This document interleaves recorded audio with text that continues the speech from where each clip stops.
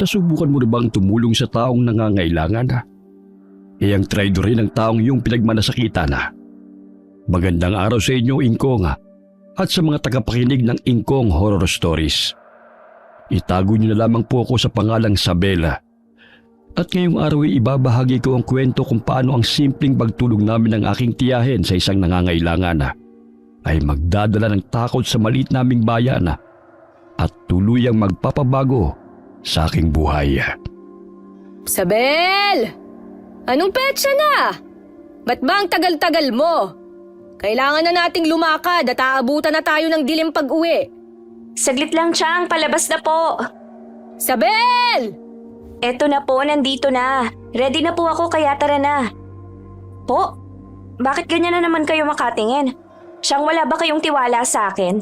3 beses ko na pong sinag ang bag ko. Lahat ng pinapadala nyo nandito, wala po kong kinalimutan. Sigurado ka? Opo nga. Akin na nga, patingin nga. Sabel, hindi mo ba ako narinig? Sabi ko, akin na. Patingin ng mga dala mo. Chang naman, akala ko ba nagmamadali na tayo? Ba't ngayon kung ano-ano pa pong gusto nyong gawin? Akin na, bilis na. Wala na akong nagawa pa ng hablutin na magsi-50 anyos kong tiya ang bag na nakasabit sa aking katawan. Habang iniisa-isa niya ang laman noon, bigla siyang tumingin sa akin. Diba? Sabi ko na po sa inyo, kumpleto yan eh. Eh, nasan ang asin? Asin? Eh wala naman po kayong utos na magdala ko ng asin, kaya wala akong nilagay riyan. Ano po bang gagawin natin sa asin? Naubusan po si Ka Jerry? Hindi para kay Jerry, kundi para sa atin, Sabel. Ay, Diyos ko naman, iha. Para kang bago ng bago. Dito ka na lumaki sa akin pero hindi mo pa makabisado ang mga bagay-bagay. Alam mo naman na tuwing pupunta tayo sa kanya ay nagdadala ako ng asin, di ba? Hindi na niya inutos sa akin ang pagkuha noon. Siya na mismo ang muling nagbukas ng bahay para kunin ang isang supot ng asin na nakasuksok malapit sa pinto. Ilagay mo na to riyan at lumapit ka na sa akin. Pagkaangat ng kanyang kamay, agad niyang binulong ang mga salita na bagamat parati kong nadidinig tuwing aalis kami ng bahay, ay hindi ko pa rin alam kung ano ba talaga ang ibig sabihin.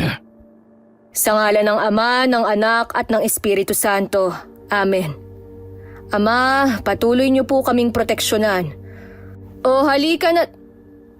Hindi ka pumikit? Nadistract po ako sa kaiisip, Chang eh.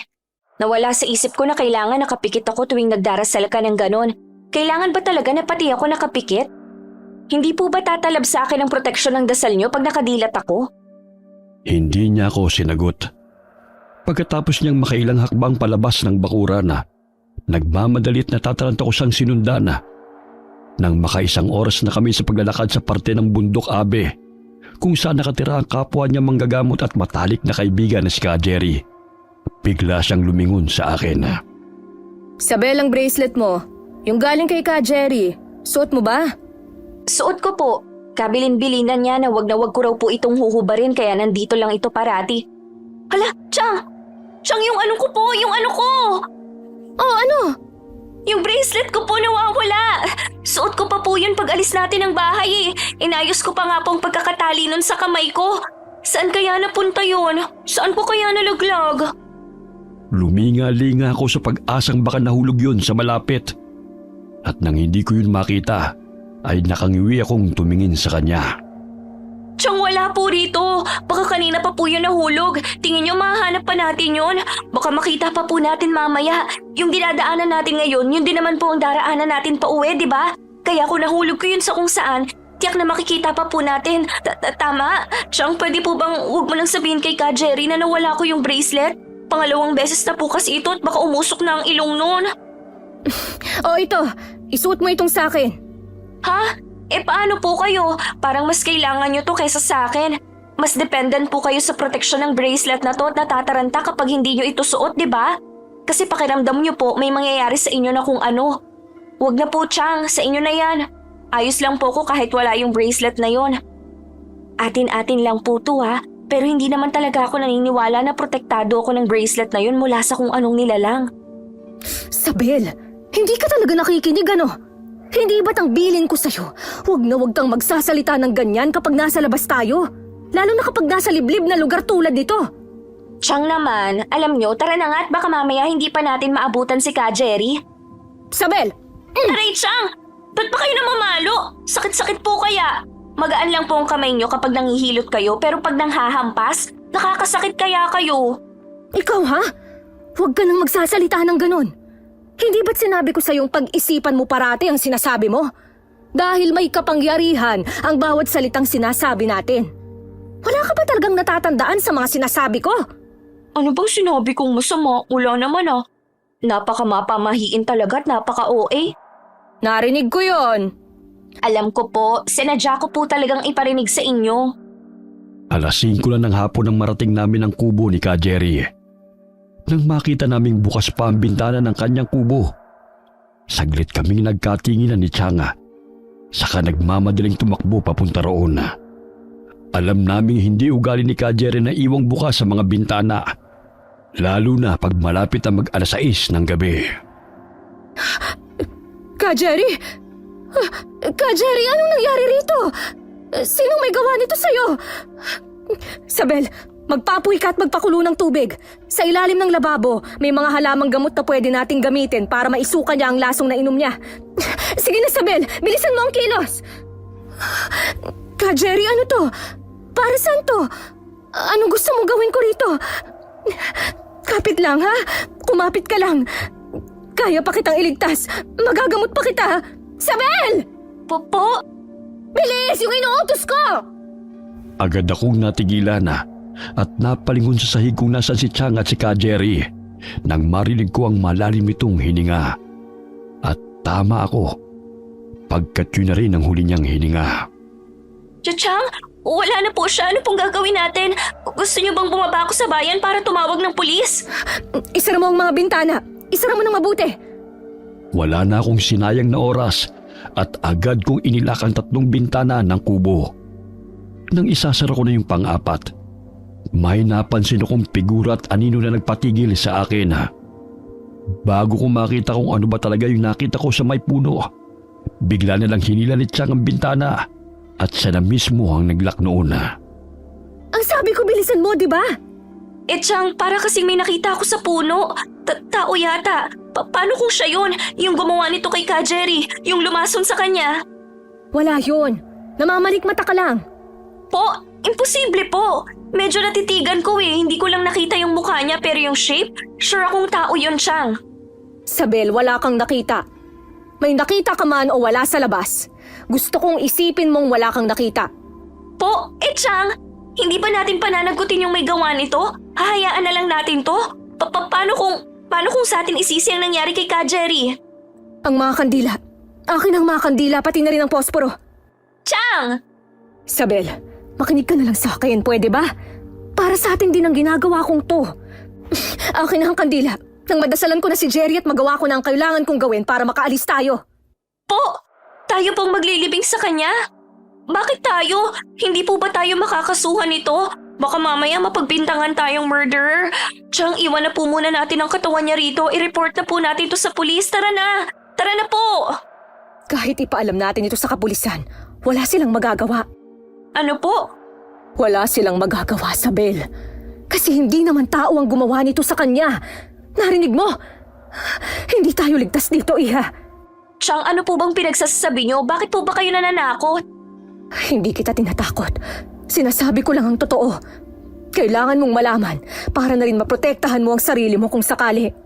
Kung sakali? Kung sakaling ano po? Kung sakaling isunod nila tayo? Tama nga ang nakita ko kanina.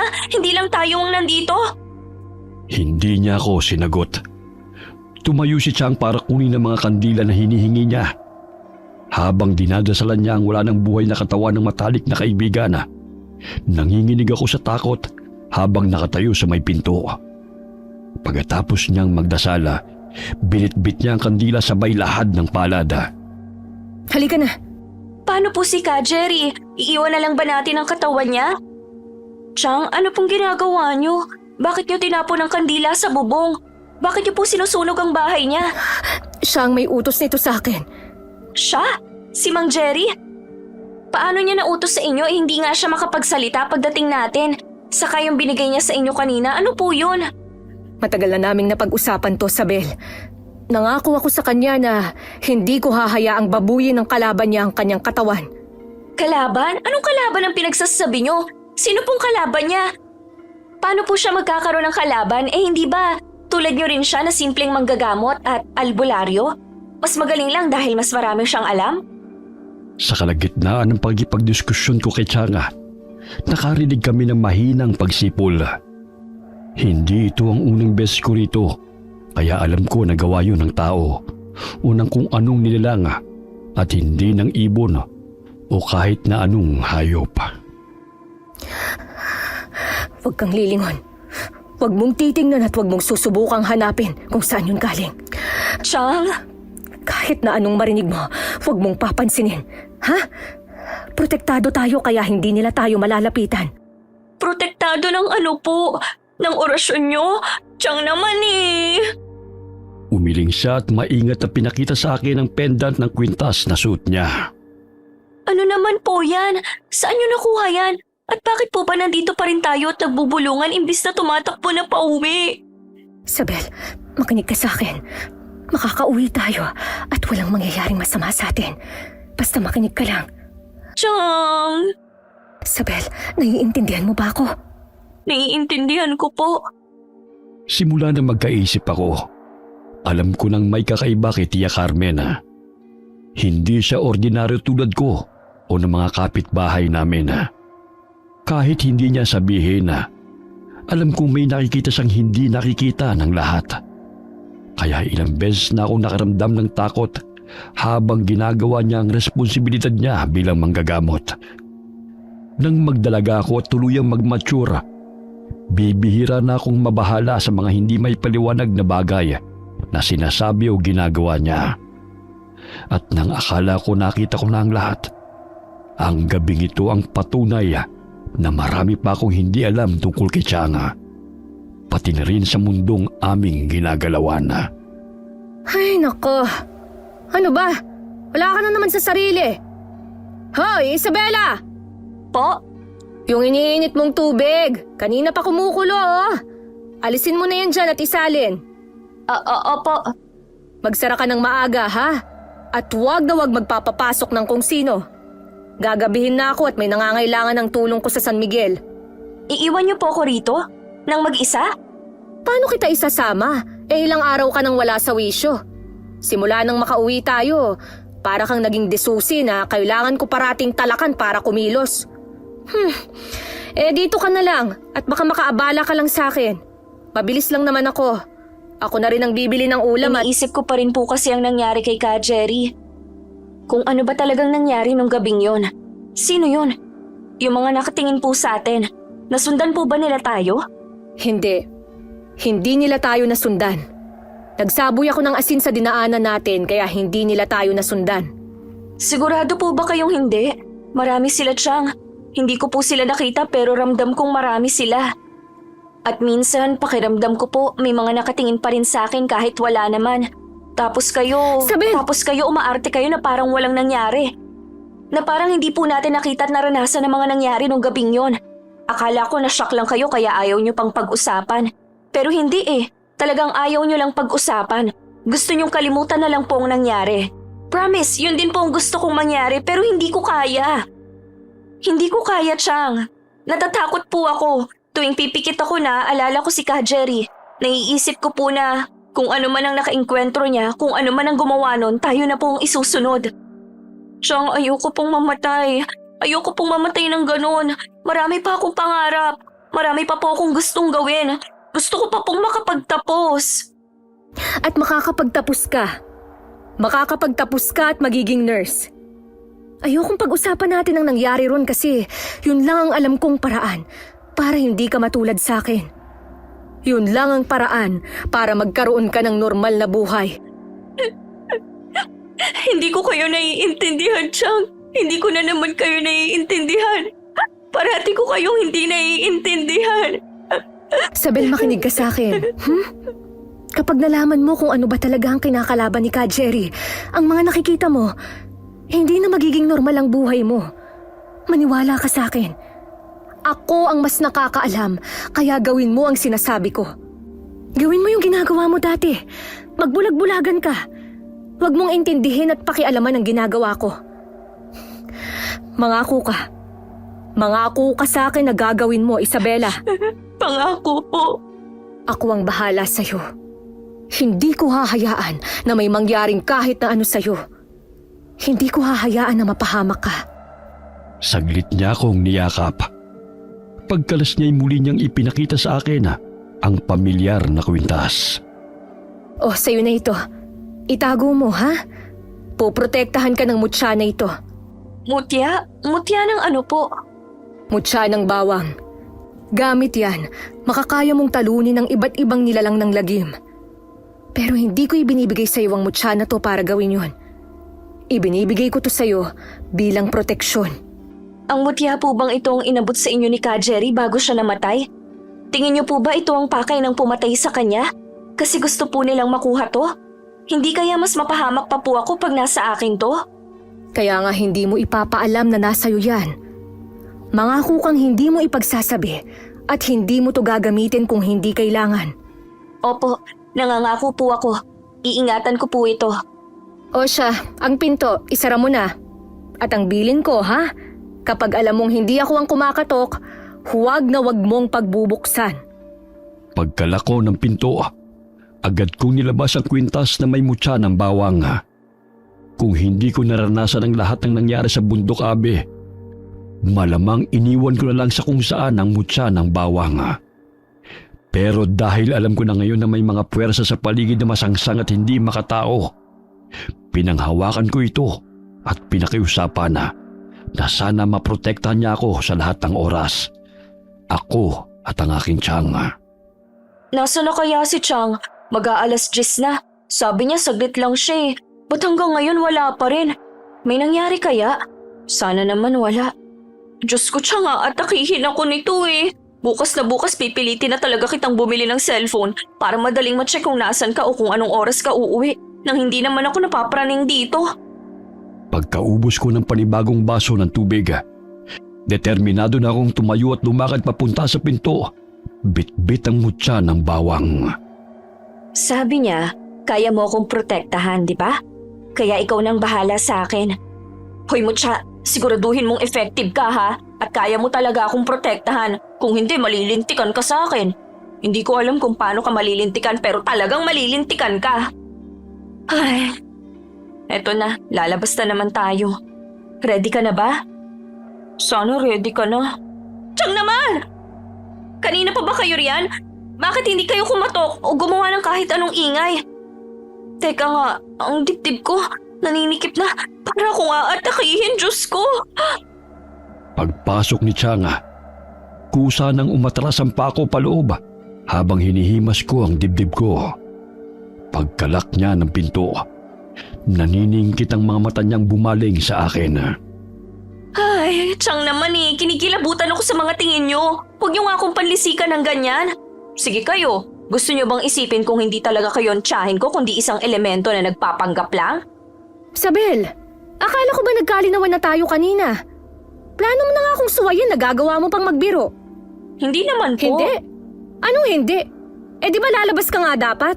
Chang, Oh, anong tawag mo sa gagawin mo? Hindi ba pagsuway yun? Kailan mo ba talaga ako seseryosohin? Chang, teka lang naman po. Hindi naman po ako lalabas para maglagalag. Lalabas po ako kasi gusto ko kayong puntahan. Gabing-gabi na, nag-aalala ako na baka napano ka. Ay, opo, aaminin ko. Dati hindi ko po talaga sineseryoso mga babala at mga ora-orasyon nyo. Pero sapat na po ang mga nakita ko at naranasan nung nakaraan para maniwala sa inyo at mag-ingat. Gusto ko lang naman po makasiguro na ligtas kayo. Na hindi na po maulit yung nangyari kay Mang Jerry. Ayaw nyo kasing bumili ng cellphone eh. Kung meron lang kayong nung tulad ko, edi sana sa text lang po kayo mag-a-update kung nasaan na kayo o anong oras kayo makakauwi. Chong, bili na po kayo please. Yung kahit dikipad lang. May naitabi po kong pera yan. Medyo malaki-laki rin yun. Yun na lang pong gamitin natin na pambili ng cellphone nyo. Oo na. Para sa ikatatahimik ng butsi mo, bukas na bukas bibili tayo ng cellphone. Oh, saan ang punta mo? Hindi pa tayo tapos mag-usap Ba't tinatalikuran mo na ako? Si Chang talaga may pagka-OA. Hindi ko kayo tinatalikuran. Kukunin ko lang yung piggy bank. I-check ko lang kung sapat ba talagang pera ko ron. Kasi hindi ko rin po pala sure kung sapat bang pambili yung natabi ko. Huwag mo nang pakialaman ng pera mo. Meron naman ako. Yun na lang ang ipambili natin. Tuwang-tuwa akong niyakap si Changa. At imbis na itulak ako tulad ng dati niyang ginagawa pag naglalambing ako, niyakap niya ako pabalik. Huwag kang mag-alala. Hindi papayag ang mutya na may mapahamak sa atin. Pareho tayong protektado niyan. Talaga po ba? Kung ganito to kalakas at ka-powerful, bakit namatay pa rin po si Ka Jerry? Bakit hindi po siya naprotektahan ng mutya? Nakita mo naman ang nangyari kay Jerry, di ba? Hindi siya namatay dahil sa pag-atake o sa sugat. Napatay siya gamit ang lason. So sa direktang pag-atake lang po tayo na poprotektahan ng mutya. Pero sa lason, hindi po. Hindi po ba nito masasabi sa atin kung may lason sa pagkain na huwag nating kainin? Mahiwaga ang mga mutya, Sabel. Pero tulad ng kahit anong sandata o kakayahan, may hangganan din yan. Okay, edi para hindi po tayo matulad kay Ka Jerry, huwag na po tayong kakain ng kahit ano galing sa ibang tao. Kahit sa kakilala pa po natin, mahirap na po. Akin na po yan. Buti naman, naisip mo na. O, maghain ka na. Kanina pa rin ako nagugutom eh. Oh, anong ginagawa mo? Sabel, ba't mo tinapon ang ulam? Grasya yan, ano ka ba? Po, akala ko po ba may usapan na tayo na hindi nakakain ng pagkain hindi tayo nagluto? Oo nga, pero... Alam ko pong ayaw niyong nagsasayang ng grasya. Pero okay na po yan kesa madisgrasya tayo dahil sa grasyang yan.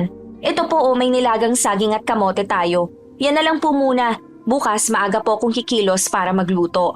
Chang, wag na kayong tumutol. Simula ngayon, obligasyon na nating protektahan ng isa't isa at... Ay, sus Mariosep kang bata ka! Papatayin mo ba ako sa nervyos? Pasensya na po, Chang. Nagulat po kasi ako sa katok eh. Carmen! Carmen, gising pa ba kayo? Pwede bang makaistorbo? Carmen, saglit lang! Kailangan namin ng tulong mo! May nakita kasi akong binata sa may ilog. Sugutan at parang nag-aagaw buhay. Tingnan mo nga muna! Carmen! Carmen! Isabel! Chang, saan kayo pupunta?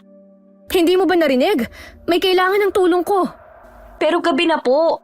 Paano tayo nakakasiguro na si Tatang Ansing talaga yan? Mamaya trapuyan ng kung anong nilalang na pumatay kay Ka Jerry. Pagkakuha ni Chang ng asin mula sa dala niyang bayonga, agad kong binitiwan ang braso niya. Binuksan niya ang pinto at naiilang na humingi ng dispensa kay Tatang Ansing bago ito sinabuyan ng asin. Anak ng teteng naman, Carmen! Ano bang trip mo? Bakit mo ko sinabuyan ng asin? Habang pinapagpag niya ang asin sa katawan, humarap sa akin si Chang, saka muling tumingin kay Tatang, na ayon sa sabi-sabi ay minsan na rin niyang naging kasintahan. Pero bigla niya ring hiniwalayan sa di malamang dahilan. Mukha ba akong maligno laman lupa para sabuyan mo ng asin? Naninigurado lang. Bakit? May nanggagambala na naman ba sa inyo ni Isabel? Wala. Pasensya ka na sa ginawa ko, ha? 10 oras na kasi ng gabi eh. Naniniguro lang ako. Ano nga ulit yung tungkol sa lalaking nakita mo sa ilog? Oo nga pala. May nakita akong sugatan at nag-aagaw buhay sa may ilog. Dadaling ko sana rito. Kaso naalala ko na ayaw mo nga pala ng basta-basta nagdadala ng pasyente lalo na sa gabi. Kaya sa bahay ko muna dinala. Pupuntahan niyo, Chang? Sasama po ako. Ayoko maiwan dito. Kunin mo na ang bayong ko. Chang, sasama nga po ako. Oo na. Bilis ang bayong. Sabel, bilisan mo na. Pagdating sa bahay ni Tatang Ansing, agad nang sinimula ni Chang ang kanyang panggagamot. Pagkatapos ng halos 1 oras, pawis na pawis siyang lumakad papunta sa akin. Marami at malalalim ang sugat niya. Sugat? Saan niya po kaya nakuha? Saan pa ba? Di sa mababangis na hayop sa may bundok. Mukhang dun siya galing eh. Sa abe po, Tang? Oo, iha. Wala namang ibang bundok dito sa atin eh. Pagpasok ni Tatang Ansing para tignan ang lalaking tinulungan niya, hinila ko si Chang papunta sa sulok. Kailangan kong bantayan ng kalagayan ng lalaking yun. Kaya dito muna tayo magpapalipas ng gabi. Yung isang kwarto rito, ipapaalam ko kay Ansing na ikaw muna ang gagamit nang makapagpahinga ka. Pero bago ka matulog, dikdikan mo muna ako ng dahon ng bayabas. Ubusin mo na yung nasa lamesa. Pinong-pino, ha? Tapos pigain mo na rin at ihatid sa loob. Chang, narinig niyo po bang sinabi ni Tatang Ansing? Mukhang galing daw sa Abi yung lalaki. Sa Abi! Oo, narinig ko. Hindi naman ako bingi. Chang, sa Abi raw po. Oo nga. Abi ka ng abi eh. Ano bang pinupunto mo? Ba't hindi mo sabihin ng maayos? Paano kung isa yung lalaki sa mga nilalang na humahabol sa atin nung gabing yon? Kung tayo ang pakay niya, malas niya kasi hindi niya tayo magagalaw. Nasa akin ang mutya ng bawang. Ha? Nasaan na yun? Nasa bulsa ko yun kanina eh. May sinasabi ka ba? Wala po. Ano lang. Sigurado naman po kayo na kahit galing siya sa Abi tulad natin siya, di ba? Hindi po siya kung anong sumpa ng kadiliman. Tulad natin siya. Sigurado ako. Sa tagal kong nanggagamot ng tao, alam ko na kagad kung may kakaiba sa taong nahahawakan ko. O siya, babalik na ako ron ha. Yung inuutos ko, bilisan mo na. Teka, ano pong ibig niyong sabihin? Naka-encounter na po kayo ng pasyenteng hindi tao? Kailan? Bakit hindi ko po alam? Anong ginawa niyo sa kanya? Saka ko na ikikwento. Yung inuutos ko muna ang unahin mo. Yan na naman po kayo eh. Tapos wala naman po. Hindi niyo naman ikukwento. Pag nag-follow up ako, kayo pa po yung galit. Anong sabi ko sa'yo? Opo nga, sabi ko nga po eh, tatahimik na po ako para magawa niyo ng kailangan niyong gawin, may Super Chang. Gawa ng pag-aalala at pilit na pag-alala kung nailapag ko ba sa kama ang mutya ng bawang nung kinuha ko ang bayong ni Changa. Madaling araw na ako nakatulog at agad ding nagising nang marinig ko ang pagtilaok ng manok ni Tatang Ansing. Oh, gising ka na pala. Halika rito. Sabayan mo na kami ng Chang mo mag-umagahan. Chang, nagkape kayo at kumain ng pandesal? Di po ba may usapan tayo tungkol sa pagkain? Pag kay Ansing galing ang pagkain, alam kong ligtas. Ha? Wala. Hayaan mo na. Yung lalaking ginamot niyo kagabi, okay na po ba? Pwede na po ba natin siyang iwan? Gusto ko na po kasing umuwi. Gusto ko nang umuwi kasi may kailangan pa akong hanapin. Kung nawala ko talaga yung tulad ng bracelet, siguradong ibibitin mo ko ng patiwarik. Anong sinasabi mo? Patbulong ka na naman ng bulong dyan. Babuyog ka ba, ha? Aba, wala po. Ang sabi ko, enjoy nyo lang po yung coffee at pandesal date nyo. Baka mag-ignite pa po ang inyong pagmamahalan. Ako na po ang bahalang mag-check sa Sleeping Beauty natin sa kwarto. Maliliit na hakbang na lumapit ako sa lalaking tuwid na tuwid pa rin nakahiga sa kama. At napakagat na lang sa labi nang makita ko ang mukha niya. Diyos ko, ang gwapo naman ito. Buti na lang nakita ka ni Tatang kagabi at naagapan ni Chang. Kung hindi, sayang naman yung kapugian mo. Psst! Gising ka na ba? Pwede ka nang gumising kung hindi pa. Lampas 7 hours ka na rito. Sige ka, mauubusan ka ng pandesal. Hoy! Mukha siyang hindi na humihinga. Kaya para ma-check kung buhay pa ba siya, nilagay ko ang isang daliri ko sa ilong nito. Nang madama ko ang mahinang buga ng hangin galing doon, ay tatalikod na sana ako nang bigla niyang hinablot ang braso ko at hinila ko pahiga sa kama. Chang! Tulong! Sino ka? Bitiawan mo ako! Sino ka sabi? Anong kailangan mo sa akin? Anong plano mo? Anong gagawin mo sa akin? Wala siyang gagawin. Hindi kami masasamang tao kaya pakawalan mo na ang pamangkin ko. Nagsasabi sila ng totoo. Sila pa nga ang tumulong sa iyo eh. Iho, bitiwan mo na si Isabel bago mo pa sa tuluyang masaktan. Hindi namin alam kung ano nangyari sa iyo, kung bakit kami sugat, kung sino o ano ang may gawa niyan. Pero isa lang ang natitiyak ko, hindi ka namin sasaktan. Kaya sana wag mo ring sasaktan ng kahit na sino sa amin. Pagbitaw niya sa akin, agad na akong tumakbo papunta kina Changa. Tinignan ni Chang ang leg ko at nang makitang wala naman akong natamong pinsala, agad niya na akong nilagay sa likuran nila ni Tatang Ansing. Hindi ko po sinasadya. Hindi ko sinasadyang saktan ka. Nagulat lang ako. Natakot. Ang naalala ko lang kasi. Nang tumigil siya sa pagsasalita, nagkatingin ang kaming tatlo. Pagtangunit siyang kay Tatang Ansing, saka siya dahan-dahang lumapit sa estranghero. Tatabihan kita, ayos lang ba? Hindi kita sasaktan. Gusto ko lang malaman kung anong nangyari sa'yo. Gusto mo bang kumausap ng pulis? Pulis? Pulis, yung mga taong may baril tapos naka-navy blue na uniform. Pulis, hindi mo ba alam kung ano yon? First time mo bang bumaba ng bundok? Alam ko kung ano ang pulis. Okay, ang sungit mo naman. Ang ibig kong sabihin, para saan? Para sa amin, mukhang kami pa yung mas may kailangan eh. Isabel! Joke? Para ano? Para kung kailangan mong i-report ang may gawa niyan sa'yo. Namukhaan mo bang may gawa niyan? Oo. Maitim siya. 4 ang paa. May pangil. Maitim? 4 ang paa? May pangil? Aswang? Tama ba ako? Aswang ang tinutukoy mo? O maligno? Basta masamang elemento? Chang, aswang o masamang elemento? Sigurado ka ba sa nakita mo, iho? Aswang! Po? Baboy mo pong tinutukoy ko. Hindi aswang. Aswang? May ganun ba? Hindi ba panakot lang yun sa mga bata? Oh, anong gagawin mo, Isabel? Babanatan ko to, Chang eh. Lakas ng tama eh. May pa-mysterious effect pang description niya, baboy mo lang palang tinutukoy. Alam mo, sana kinain ka na lang nun. Naku, Chang, dyan na nga kayo. Mauuna na po ako sa bahay. Magpapakain pa po ako ng mga manok at maglilinis ng hawla ng baboy. Bukod sa naiirita ako sa lalaking yun, kailangan ko na rin talagang umuwi para hanapin ang mutya. Nang makita ko yun sa kama ni Chang, kung saan ko nga naiwan gawa ng pagmamadali, para akong nabunutan ng tinik sa dibdib. Alam mo, rito ka na lang. Saka na lang kita dadalhin kapag lalabas ako at pupunta sa ibang lugar.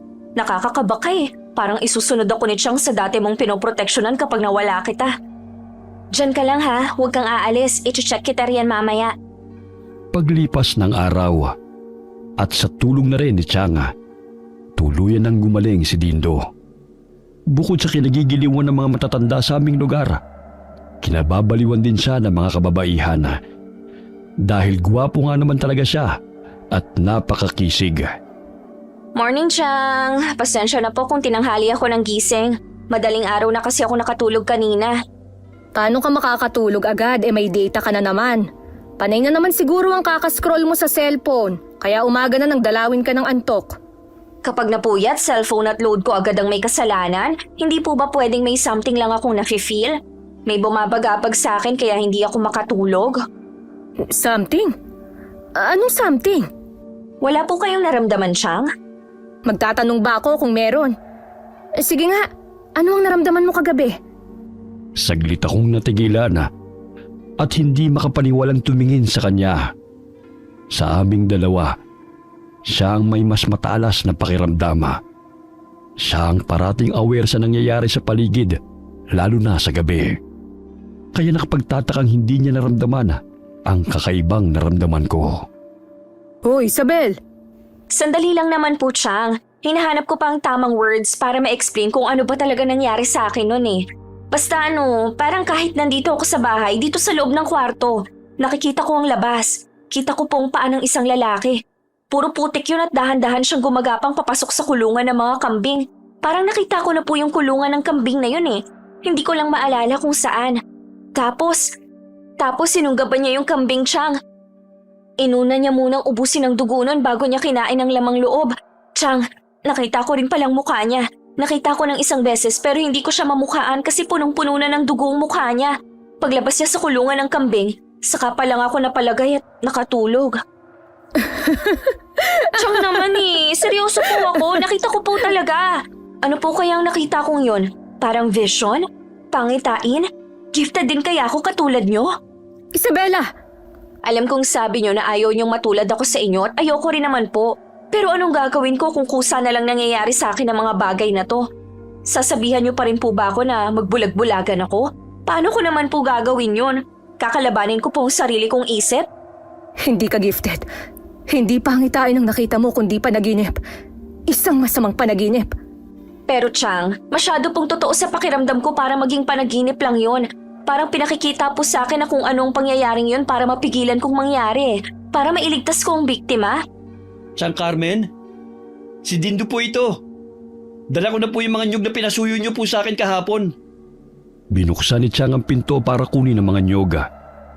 Pagsilip ni Dindo, agad kong hinawakan ng braso nito nang mapansin ang natuyong putik sa pantalon na suit niya. Sabel, kumusta? Bakit? May ipapagawa ka ba sa akin? Saan ka galing kagabi? Bakit ka puro putek?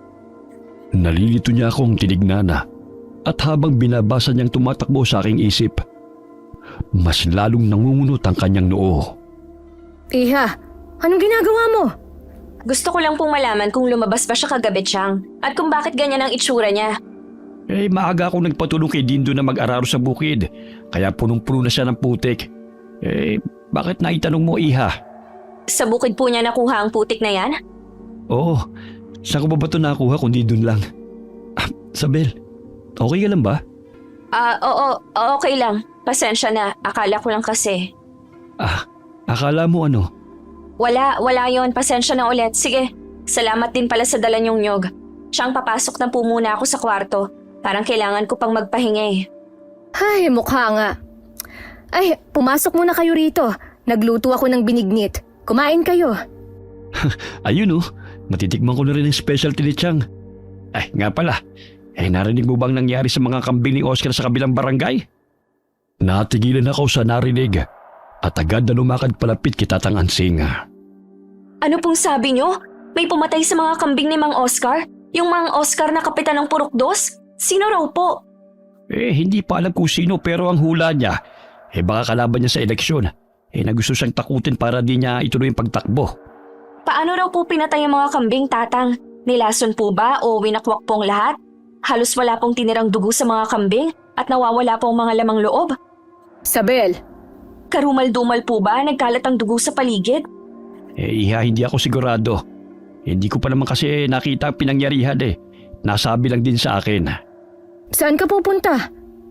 Tanong ni Chang sabay hawak sa braso ko para pigilan akong tumakbo palabas. Gusto ko pong makita kung ano ba ang nangyari. Gusto ko pong makumpirma kung ang mga kambing ng mga Oscar ang mga kambing na nakita ko sa... Saan, Sabel? Anong nakita mo? Nakita mo kung sino may gawa nun? Hindi niya nakita kung sino. Napanaginipan niya lang na pinapatay ang mga kambing. Chang, gusto ko pong makita. Gusto ko pong makumpirma. Gulat akong napatingin kay Dindo nang alisin niya ang pagkakahawak sa akin ni Chang at siya pa mismong nanguna sa pagtakbo palabas sa aming bakuran habang hila-hila ako. Sakay! Bilis! Magmumotor tayo ng walang helmet? Saka hindi kaya magalit sa'yo si Tatang Ansing?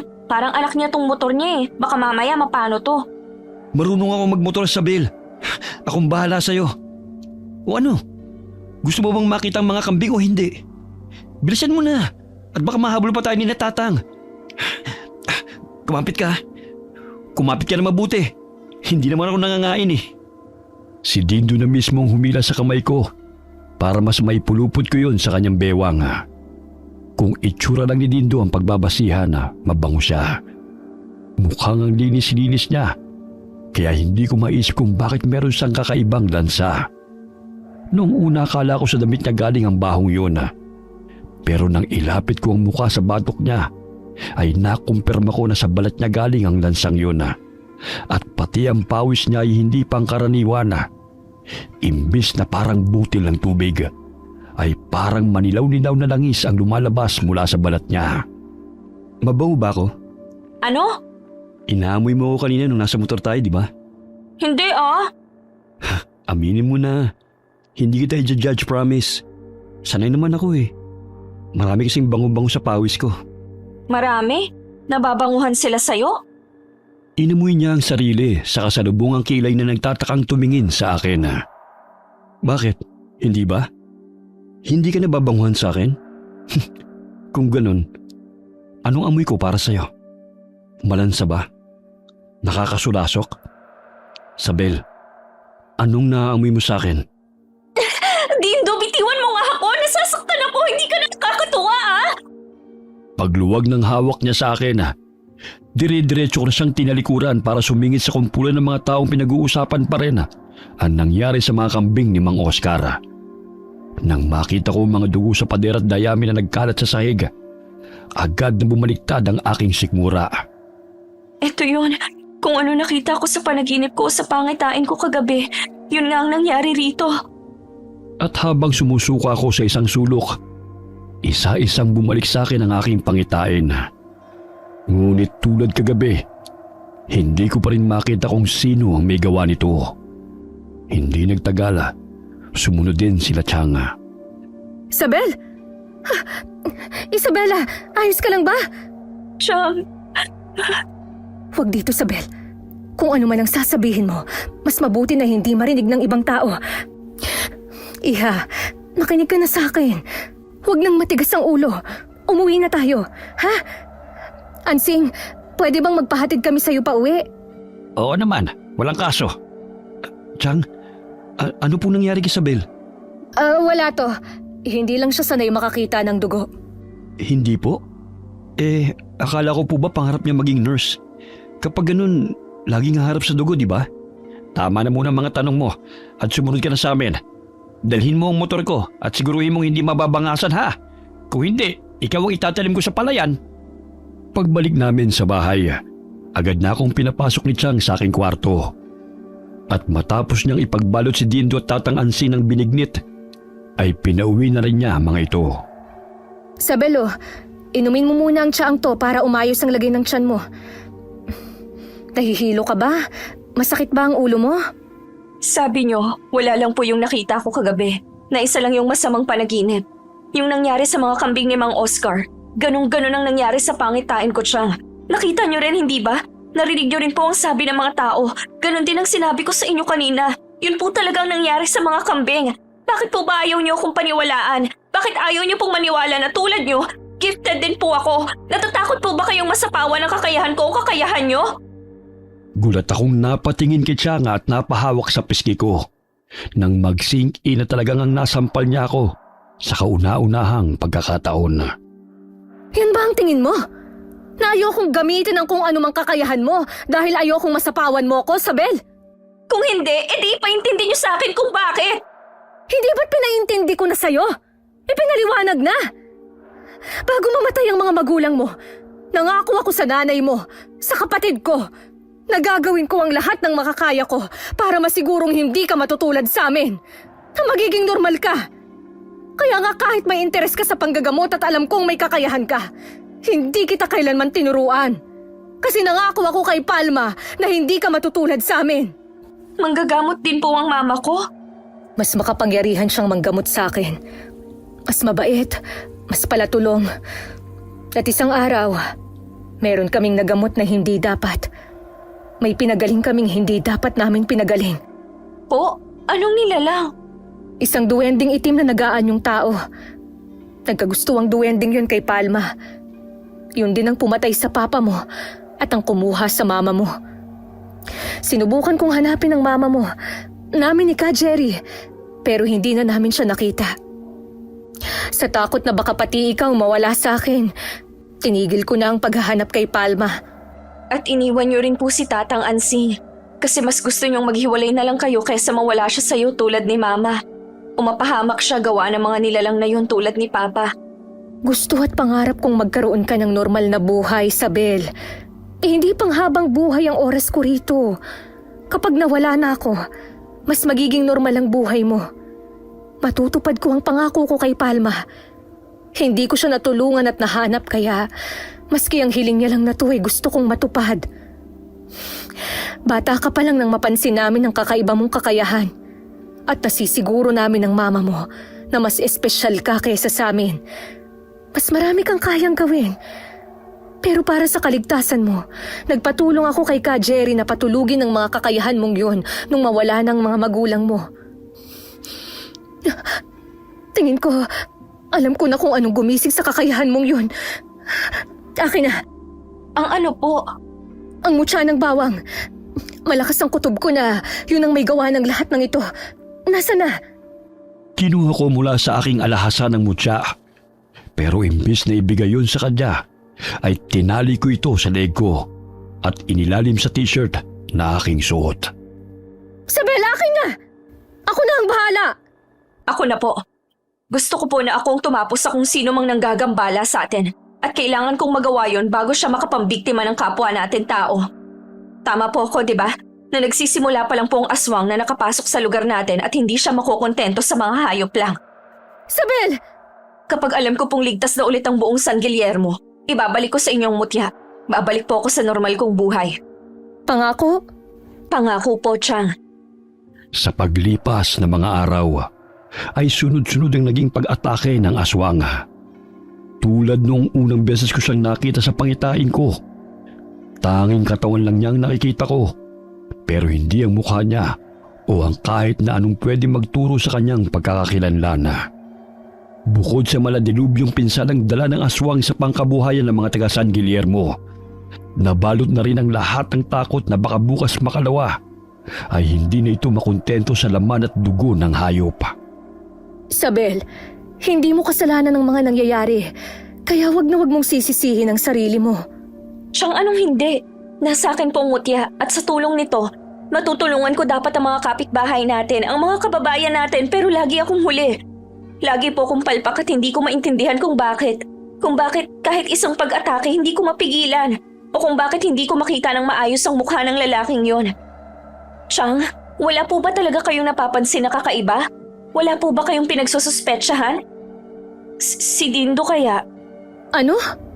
Chang, bago lang po siya rito. Nung wala pa siya rito, wala naman po tayong ganitong problema. Hindi siya yun. Sigurado akong hindi. Nahawakan ko siya, naamoy. Walang kakaiba sa kanya. Saka hindi lang naman si Dindo ang dayo rito. May mga kasabayan siyang dumating. Marami silang dayo rito. Tama! Naamoy niyo siya nung gabing ginamot niyo siya, hindi ba? Naamoy niyo ba na parang malansa siya? At yung merong kakaiba sa balat niya? Sa pawis niya? Na parang langis ang lumalabas sa balat niya? Walang kakaiba sa amoy niya. Wala akong naamoy na lansa. Pero meron po akong naamoy, Chang. Nararamdaman kong may mali sa kanya kahit nagaano pa po siya kagwapo o ka-charming. At ngayong gabi, aalamin ko po kung siya ba talagang nasa likod ng mga pag-atake. Kung siya ba talaga ang dayong aswang. Ano? Sabel, paano mo naman gagawin yun? Malalaman niyo po mamaya. Pero sa ngayon, pwede bang mangako kayo na tutulungan niyo ako? Hindi ko na siya hinayaang makasagot at hinila na papunta kina Tatang Ansing. Bago kumatok sa saradong pinto, inayos ko muna ang buhok ni Chang at tinapik-tapik ang piski niya para mukha siyang may blush. Sabel, tigilan mo nga yan! Ano bang ginagawa natin dito? Halika na at maggagabi na. Umuwi na tayo. Habang nakikipaghilahan siya sa akin, biglang bumukas ang pintuan. Dali-dali ko siyang tinulak palapit kay Tatang Ansing na agad siyang hinawakan habang ako'y dumiretso na sa loob. Oh, napadaan kayo. May kailangan ba kayo? Tsaka magdidilim na. Delikado na. Ang dami-dami pa namang nangyayaring kababalagan sa lugar natin, Carmen. Hindi na dapat kayo lumalabas pag gabi na. Oo nga eh. Eto kasing si Sabel eh. Sabel, halika na. Chang, nandito na po tayo. Sabihin niyo na ang gusto niyo pong sabihin. Sabel! Ano ba yun, Carmen? Ano kasi? Ako na nga po ang magsasabi. Ang hina niyo naman eh. Tang, alam niyo naman po na sunod-sunod ang mga hindi ba ipaliwanag na nangyayari sa atin, di ba? Ang pag-atake po ng aswang. Oo nga.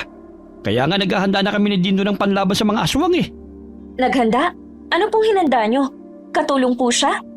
Mga asin, bawang, saka to. Kinuha niya mahabang kahoy na ang dulo ay sadyang pinatalas para madaling magamit pang saksak na parang sibat. Siya may gawa nito. Tubong kabis pala kasi ang pamilya ni Dindo. At alam mo na ang sabi-sabi tungkol sa probinsyang yun. Pugod daw ng aswang ang lugar na yun. O kung umalis na ba sila o lumipat ng ibang lugar. Kaya tuloy kahit sana lang may aswang. Ang alam ko lang swerte tayo kay Dindo. Tinuro niya sa akin na para mapatay ang aswang, puso raw ang dapat na puntiryahin.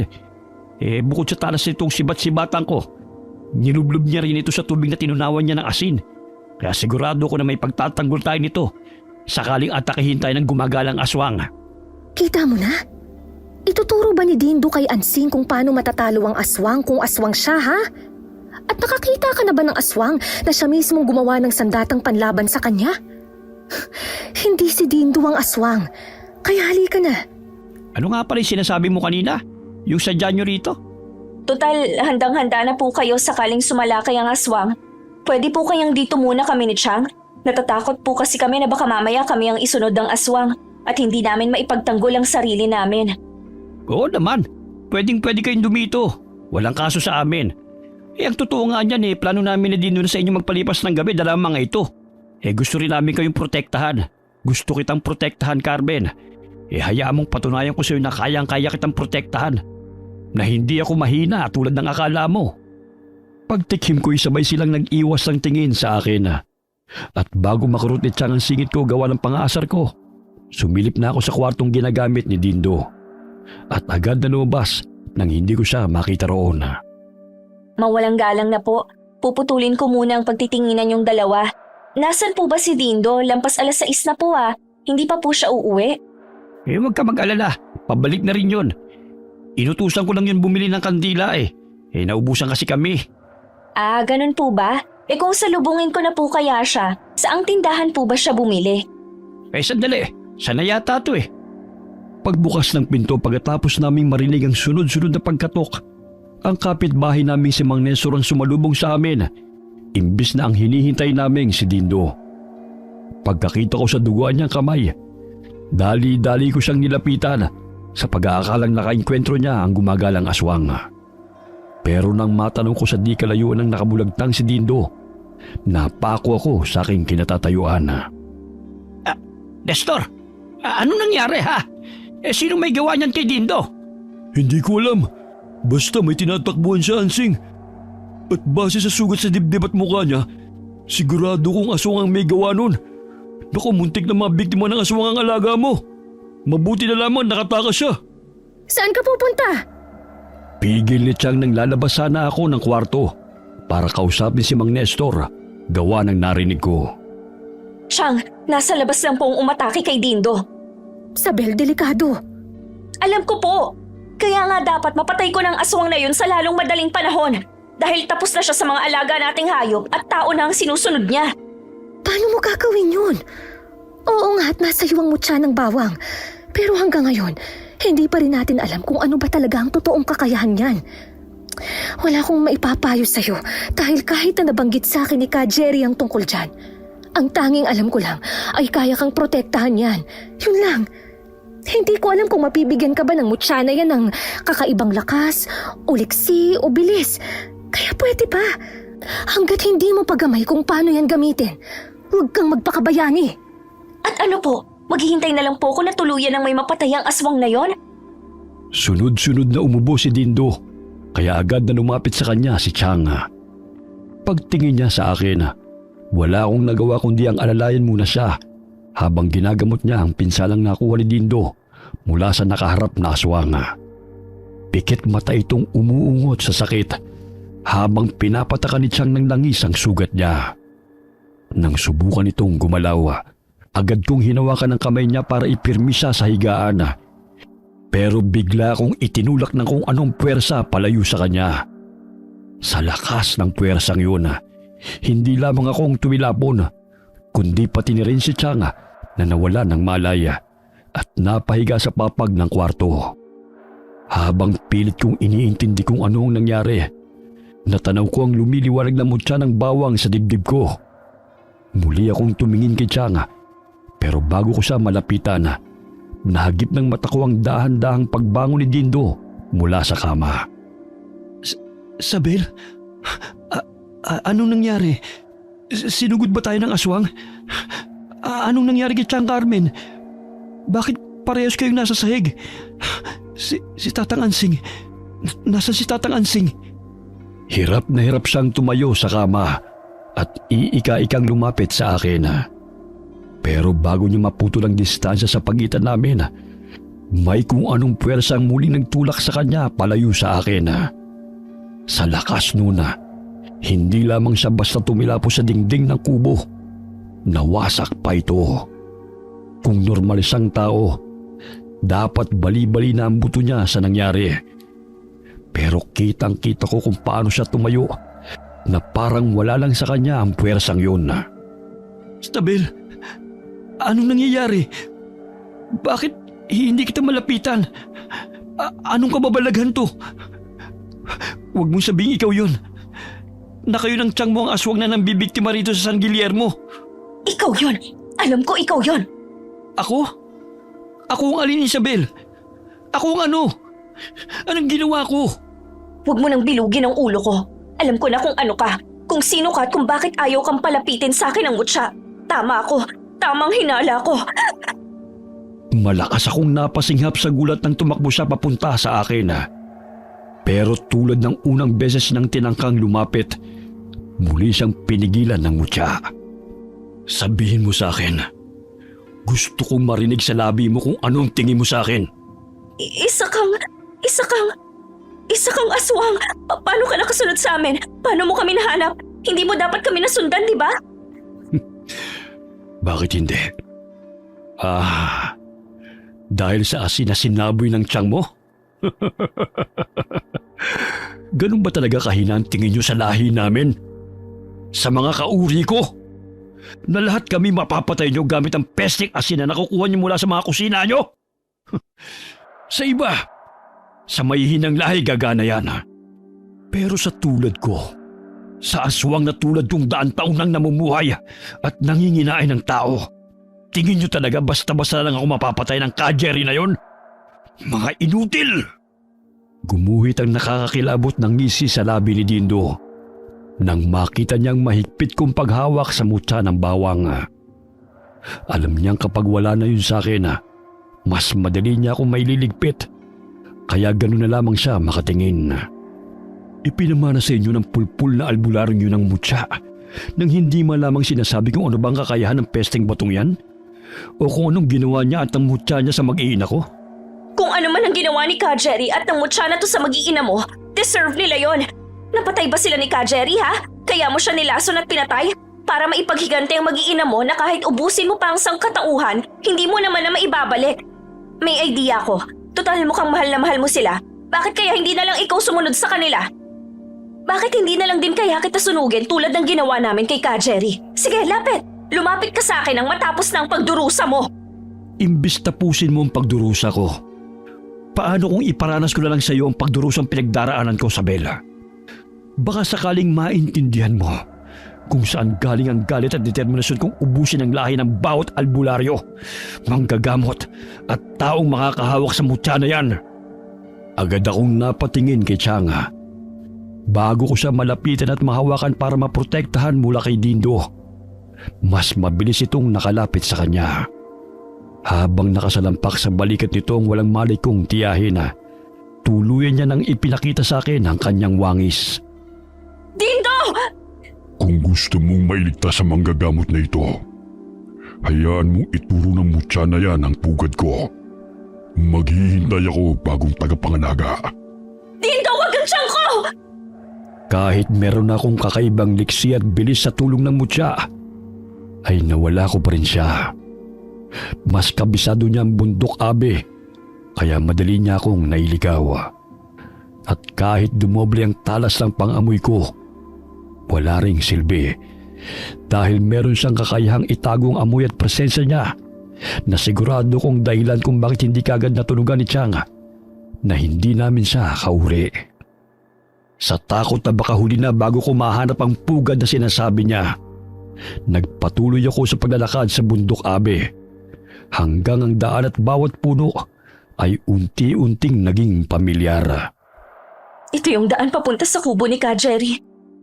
Malinaw ko pang naalala kung saan namin iniwan ang katawan niya bago sinunog ni Changa. Pero wala nang kahit na ano roon.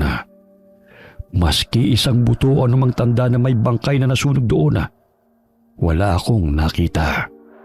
Sa pagbabaka sakaling mahanap ko sa lugar na ito ang sagot kung paano gamitin ang mutyang minana namin mula kay Ka Jerry, naglakad-lakad ako sa paligid hanggang mapansin ko sa ilalim ng sunog na poste ang maliit at brown na libro.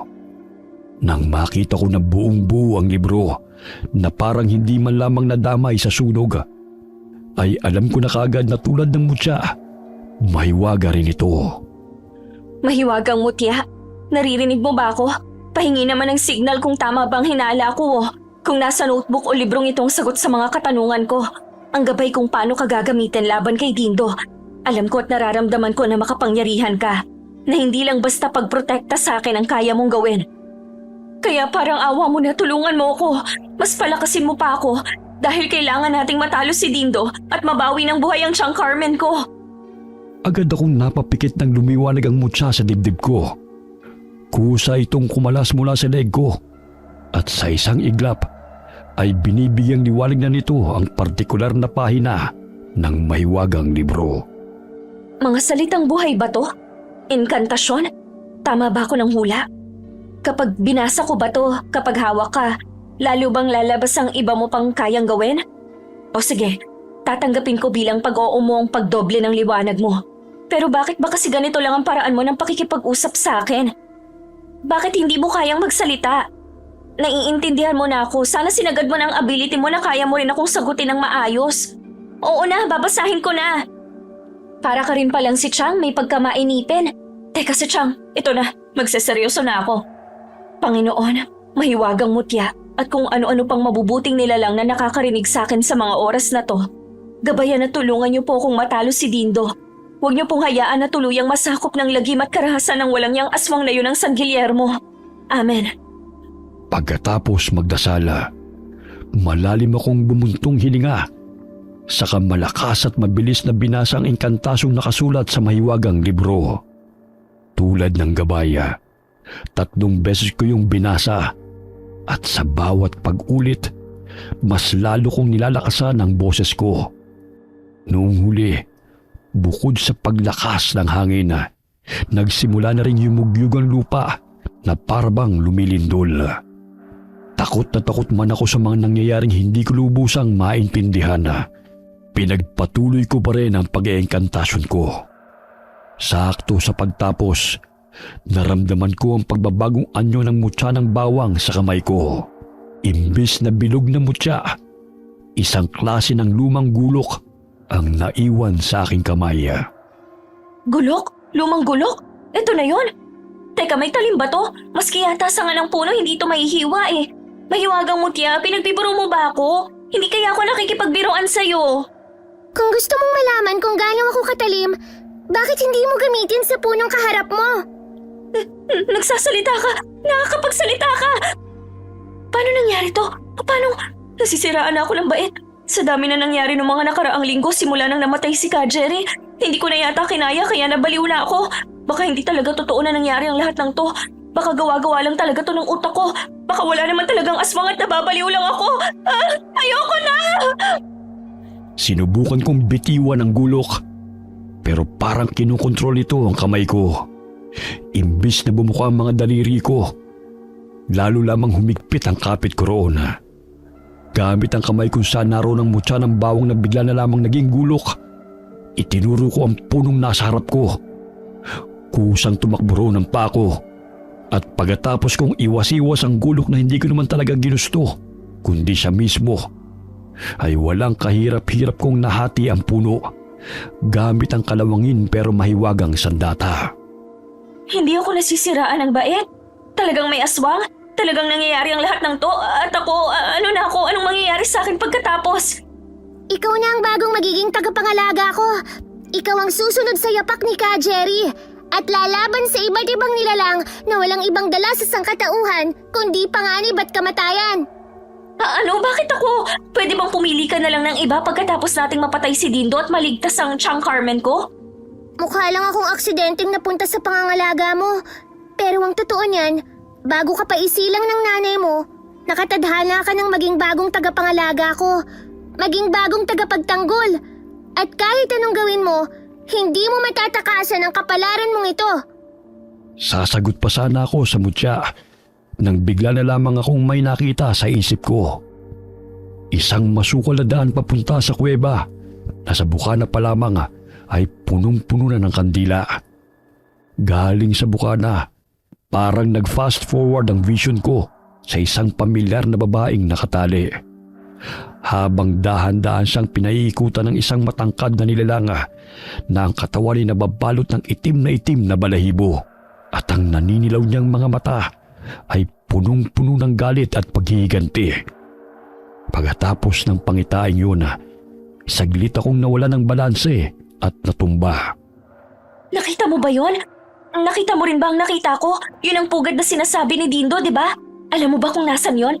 Matuturo mo ba sa akin kung nasan sila? Bakit hindi ka sumagot? Hindi mo alam? Bago ko tuluyang maipahiram sa'yo ang buong lakas at kakayahan ko, kailangan mo munang ialay sa akin ang dugo mo. Tanda na pumapayag ka na at handa ka nang maging bagong tagapangalaga ko. Gusto ko mang tumutol. Alam kong wala na akong oras. Kung hindi ko gagawin ang kailangan, baka tuluyan na akong mahuli. Pikit mata kong hiniwa ng palad ko at nang makita kong lumalabas na ang dugo, dahan-dahan ko itong pinahid sa talim ng gulok na para bang inaalayan ko ito ng dugo ko. Imulat mo na ang mga mata mo. Handa na silang ituro ang kinaroroonan ng prinsipe ng aswang. Prinsipe ng aswang? Bali prinsesa ng aswang at mga prinsesitang pinatay ni Ka Jerry? Wow! Royal family naman pala ang atake ni Dindo, ibang klase. May ganun pala talaga, no? Akala ko kalokohan lang yun ng mga matatanda dati. Anyway, ano na? Paano natin mahanap ang kinaroroonan nila? Sa tulong ng mga alitap-tap, insekto at kwagong nadadaanan namin ng mutya, nahanap din namin sa wakas ang kuweba. Nahaharangan ito ng talon na hindi ko alam na nag-e-exist pala sa bundok Abe hanggang sa mapadpad ako rito. Teka, hindi pa yata ako ganun kahanda. Kailangan ko munang huminga ng malalim. Huwag kang matakot.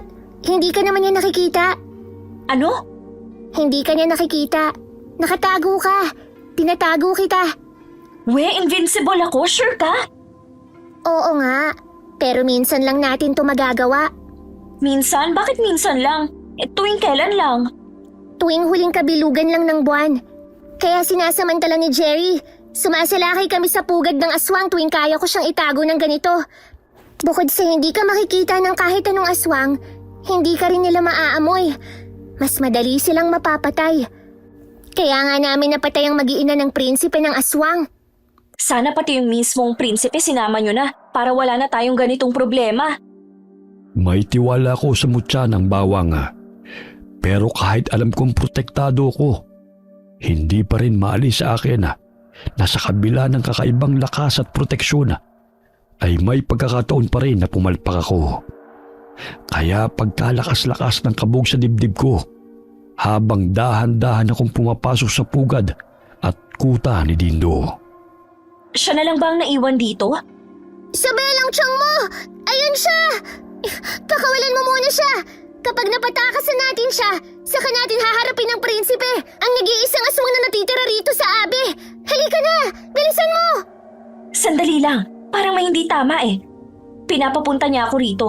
Alam niya kung gaano ka-importante sa akin si Chang. At alam niyang hindi ako titigil hanggat hindi ko siya nahanap. Kaya imposibleng iwan niya na lang ang Chang na mag-isa rito. Agad akong napatingin sa direksyon ni Chang nang bigla siyang sumigaw. Tulad ng hinala ko, si Chang at ang matalas niyang pakiramdam ang gagamitin ni Dindo para mapalabas ako. Nandito na ang bagong tagapangalaga, hindi ba? Nasaan siya? Hindi ko alam kung anong sinasabi mo, Dindo. Wala siya rito at hindi siya pupunta rito. Bumaling sa akin si Chang. Hindi ko alam kung namamalikmata lang ba ako o sadyang alam niya kung saan ako nakapwesto dahil nararamdaman niya ang presensya ko. Tahimik na sinundan ni Dindo ang kanyang tingin saka ito umismid na parang kahit hindi niya ako nakikita. Alam niyang nandito ako sa pwesto na ito. Hindi nga kita nakikita o naaamoy, pero alam ko na nandiyan ka lang, Sabel. Ano na bagong tagapangalaga? Magtatago ko na lang ba na parang duwag? Hahayaan mo na lang ba na mapatay ko ng dahan-dahan ang pinakamamahal mong tiyahin? Sabel, huwag kang makinig sa kanya. Kahit anong mangyari, huwag kang magpapakita. Tibalin akong mapatay niya ako. Ang mahalaga ay mapatay mo rin siya. Manahimik ka! Gamit ang mahaba at matalas na dila, sinasakal niya si Chang Carmen. At sa bawat segundong lumilipas, mas lalong humihigpit ang pagkakapulupot ng dila niya sa leeg nito. Habang ang kuko niya'y dahan-dahang kumakaskas sa manipis na balat ng aking tiyahin. Itigil mo ng pagtatago sa akin at ipakita mo ko sa kanya. Gusto ko rin na bumalik ka sa dati mong anyo. Mutya, bilis na at baka mapano ang tiyahin ko. Pero Sabel, delikado. Alam ko, pero ikaw na rin nagsabi na bago pa ako ipinanganak, ako nang nakatakdang sunod na maging tagapangalaga, hindi ba? Kung ako ang nakatakda, ibig sabihin may kakayahan akong lumaban sa mga aswang. Kailangan ko lang magtiwala sa sarili ko at kailangan mo rin yung gawin. Ngayon na, Mutya! Bago tuluyang malagutan ng hininga si Tiang Carmen, ipinakita na ako ng mutya kay Dindo. Nakakapangilabot ang ngisi nito nang bumaling siya sa akin. Habang ang dila niya ay dahan-dahang binitiw ng leeg ng tiyahin ko na wala nang malaya. Pangarap mong ubusin ang lahi ng bawat albularyo at tagapangalaga ng Mutya, hindi ba? Pero malalapitan mo lang ako at mahahawakan kung hindi ko hawak ang Mutya, hindi ba? Hayaan mong makatakas ang Tiang Carmen ko at hahayaan ko na patayin mo ko kapalit ng mag-iina mo. Itong Mutya na gusto mong mawasak bilang parte ng paghihiganti mo, ibibigay ko rin sa'yo. Anong ginagawa mo? Nasisiraan ka na ba ng bait? Hayaan mo na ako, Sabel. Huwag mo na akong iligtas. Isipin mo ang mga tao sa San Guillermo na patuloy na mapapahamak kung hindi mo siya tatapusin. Galit na galit niyang dinampot si Tiang Carmen sa katubuong lakas na inihagis papunta sa bukana ng kuweba bago siya muling bumaling sa akin. Ginawa ko na ang gusto mo. Pinatakas ko ng inutil pulpul at mahina mong tiyahin. Kaya oras na para ikaw naman ang tumupad sa pangako mo. Sabel, wag! Mapapahamak ka! Pag tinawag kita, magbalikan yung gulok ka. At agad na pumunta sa kamay ko, naiintindihan mo ba? Tiwala kung hindi mo ako bibiguin. Alam kong hindi. Pikit mata kong hinalika ng mutya bago to hinagis sa kung saan. At bago ito mahulog ay nasugod at naibabawan na ako ni Dindo na ang mahabang dila niya ay agad na sumakal sa leeg ko habang ang matalas niyang kuko ay sinusundan ng maliliit na ugat sa aking pisngi. Nang subukan kong manlabana ay mas lalo lamang niyang idiniin ang pagkakapako sa akin sa mabatong lupa habang maransang umiiling. Sinubukan ko siyang abutin at paghahampasin pero kahit todo na ang lakas ko, kung wala sa akin ang mutya, ay baliwala ang lahat ng pananakit at pag-atake ko sa kanya. Nang mapuno siya sa kakapalag ko, ay mariin niyang hinawakan ang aking panga. Sa kanya ko inihagis sa bato malapit sa aking ulunan. May usapan tayo. Nangako ka, hindi ba? Na kapag pinatakas ko ang tiyahin mo, kusang loob mong ibibigay sa akin ang buhay mo. Hayop ka, Dindo! Hayop ka! Napakawalang puso mo! Ako? Walang puso? Sino ba nagsimula ng gulong ito? Hindi ba kayo? At ang Jerry na yon? Nananahimik kami rito. Hindi totoo yan! Hindi kayo nanahimik lang dito sa Abe, kundi kumukuha lang ng tiyempo. Naghihintay lang kayo kung kailan nyo kami pwedeng sugurin at magpiestahan. Salot kayo sa lipunan! At bilang bagong tagapangalaga ng Mutya, sisiguraduhin kong susuyurin ko ang Abe at maski isa, wala akong ititira sa lahi nyo. Ako ang tatapos sa sinimulan ni Ka Jerry! Yun ay kung makakalis ka pa rito ng buhay, Isabella. Gusto mo bang malaman kung anong gagawin ko pagkatapos ko sa'yo? Babalik ako sa San Guillermo at isusunod ko ang tiyahin mo, pati na rin ang matandang si Ansing. Pasensya na, munting tagapangalaga. Hindi mo kasi ako katulad na may isang salita. Hindi yun uso sa amin. Mas lalo pang tumalas ang kuko niya at dahan-dahan niya yung sinasaksak sa dibdib ko. Hinayaan ko siyang sugatan ako ng malalim. Hinayaan ko siyang isipin na hindi tulad ni Ka Jerry ay mahina ako at walang kaalam-alam. Nakaismid na sinalo ng malagkit niyang dila ang sariwang dugong tumutulo sa aking sugat at sa pagpikit ng kanyang mga mata habang ninanamnam niya yun ay saka ko buong lakas na sumigaw. Mutya! Bumalik ka sa aking kamay at tulungang wakasan ang halimaw na to! Sakto sa pag-angat niya ng tingin sa akin ay ang paglaslas ko sa kanyang leeg. Agad na bumulwak ang itim at malapot niyang dugo. Bagamat nangihina na, hindi pa rin siya sumuko. Muli siyang sumugod sa akin, ngunit ang talim ng mahiwagang gulok ang sumalubong sa kanya. Sunod-sunod siyang umubo at sumuka ng dugo habang ang kuko niya'y nagawa pa niyang isaksak sa aking tagiliran. Imbis na umatras na, ay muli ko lang hinugot ang gulok sabay saksak sa kanyang dibdib. Gamit ang natitira niyang lakas, tinulak niya ako palayo sa kanya at nang muli ko sana siyang susugurin para mas lalo pa siyang puruhan, ay bigla na lamang itong natumba. Muli kong itinaas ang aking gulok at iisahan pa dapat siya upang masigurong tuluyan ko na siyang matatapos. Nang mapansin ko na pilit niyang ginagapang ang tambak ng bato na sa palagay ko ang pinaglibingan niya sa kanyang mag-ina.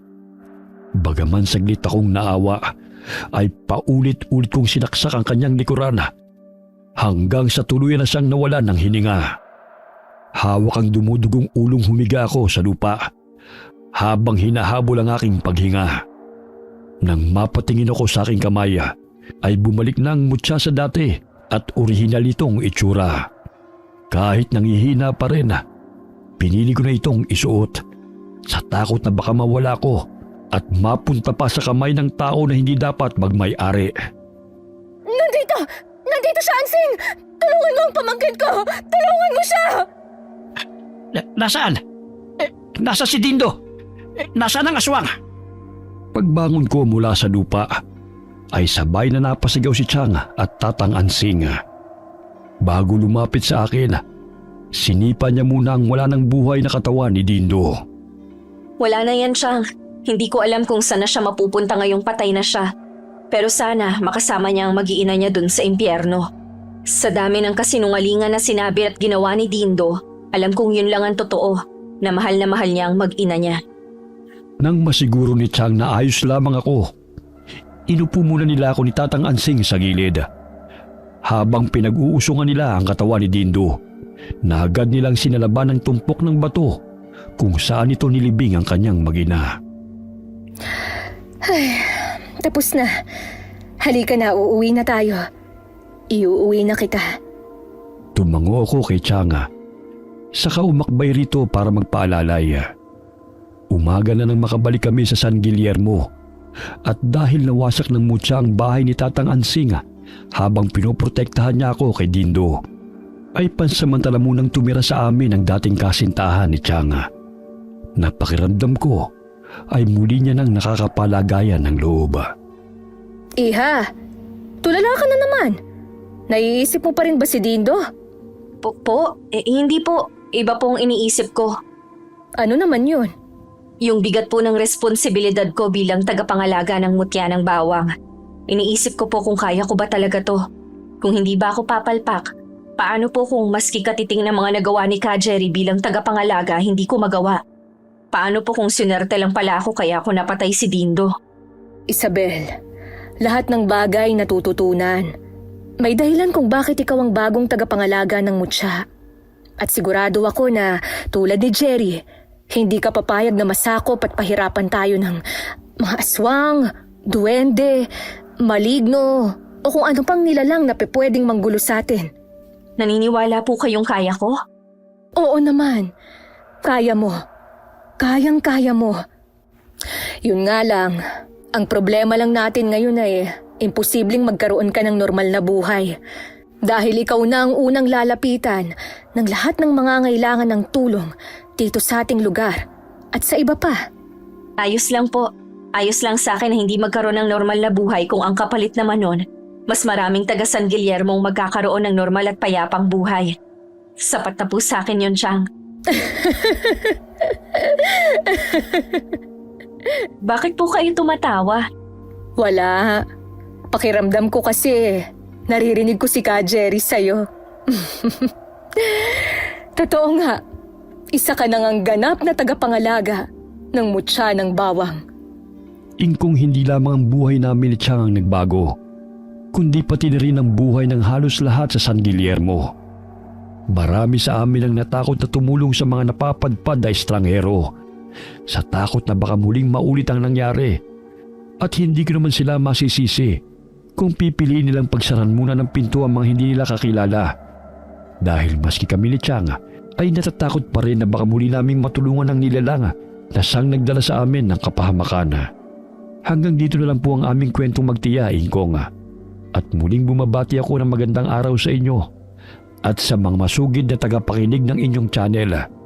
Magkita-kita na lang tayo sa mga susunod ko pang liham at kwento. Okay, sana po nagustuhan niyo ang kwento natin ngayon. Shout out po tayo kay Irma Umali. Ito ang solid. Maraming salamat kaibigan. Hi kay Gusion Uwer from Gabaan, Aurora, Zamboanga del Sur.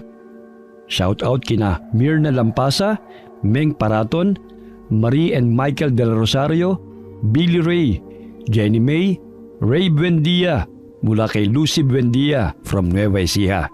Kumusta po kayo? Hi kay Sally Albino from Kawayan City, Isabela.